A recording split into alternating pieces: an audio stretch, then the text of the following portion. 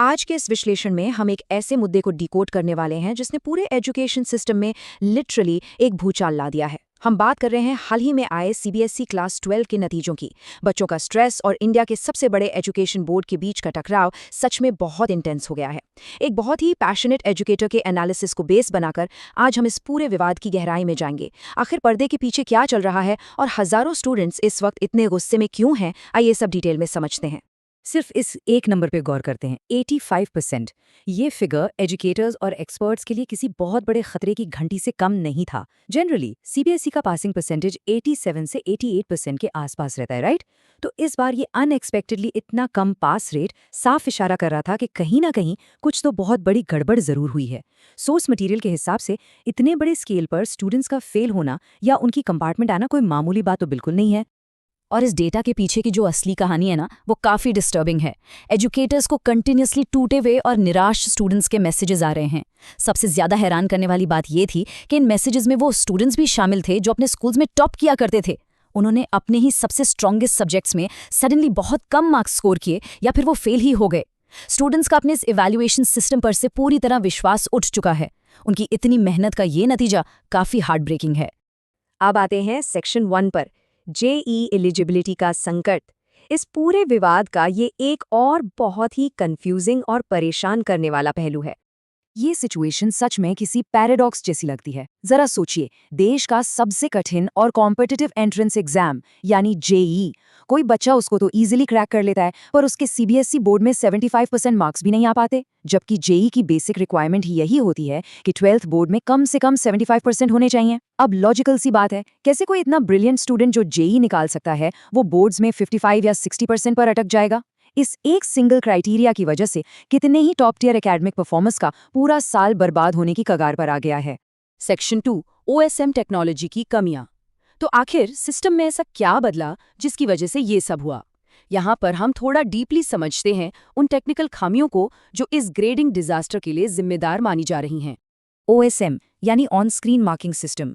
Basically CBSE ने process को थोड़ा तेज और मॉडर्न बनाने के लिए ये नई डिजिटल ग्रेडिंग प्रणाली लागू की। इस नए सिस्टम में फिजिकल कॉपीज चेक करने के बजाय उन्हें कंप्यूटर पर स्कैन करके डिजिटल स्क्रीन पर इवैल्यूएट किया जाता है। सुनने में तो ये स्टेप काफी अच्छा लगता है, लेकिन रियल वर्ल्ड में इसका जो एक्सिक्यूशन हुआ वो सोर्स के मुताबिक सच में विनाशकारी साबित हुआ। पुराने फिजिकल ग्रेडिंग और इस नए ओएसएम चेकिंग का डिफरेंस काफी शॉकिंग है। पहले जब टीचर्स फिजिकली कॉपी चेक करते थे तो एक होलिस्टिक और मानवीय अप्रोच होती थी। अगर कोई बच्चा 1-2 नंबर से फेल हो रहा है तो नेचुरली ग्रेस मार्क्स मिल जाते थे, साल बच जाता था। लेकिन ये नया ओएसएम सिस्टम एकदम रिजिड और रोबोटिक है।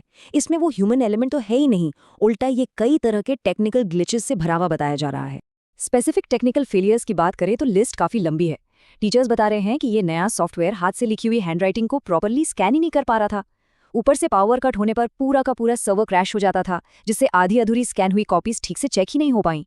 और सबसे फ्रस्ट्रेटिंग पार्ट, एक बार कॉपी स्कैन होकर सिस्टम में चली गई, उसके बाद एक टीचर चाहकर भी कोई ऑब्वियस मिस्टेक ठीक नहीं कर सकता। उनका कंट्रोल बिल्कुल जीरो हो जाता है। ये काफी हेल्पलेस सिचुएशन है। सेक्शन 3, री-इवैल्यूएशन की भारी फीस। एक तरफ सिस्टम की इतनी खामियां और दूसरी तरफ री-इवैल्यूएशन की भारी फीस, ये एक और बहुत बड़ी रुकावट है। अब जरा इन नॉन रिफंडेबल फीस का ब्रेकडाउन देखिए।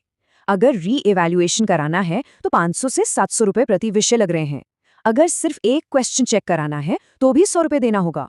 टोटल हिसाब लगाएं तो अगर सभी 6 विषयों को दोबारा चेक कराना हो तो लगभग 3000 रुपए तक का खर्चा आ जाएगा, वो भी कंप्लीटली नॉन रिफंडेबल। मतलब अगर बाद में पता चलता है कि गलती बोर्ड की ही थी तो भी वो पैसे वापस नहीं मिलने वाले।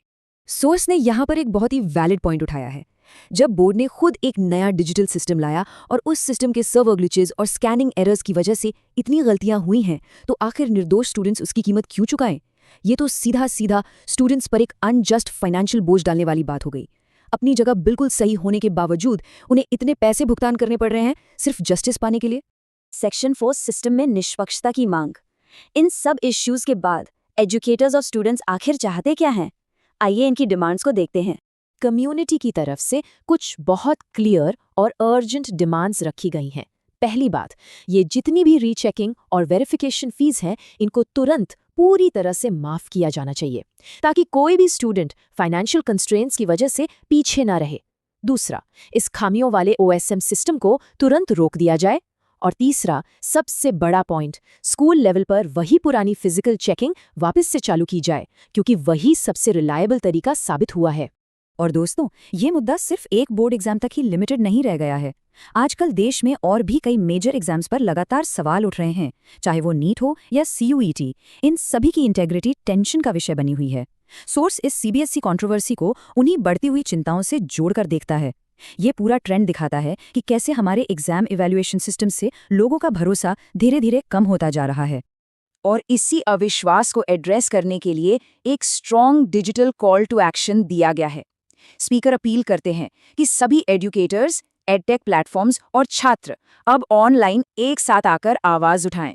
एजुकेशन मिनिस्टर को टैग करके ट्रांसपेरेंसी की मांग करना इस वक्त बहुत जरूरी हो गया है।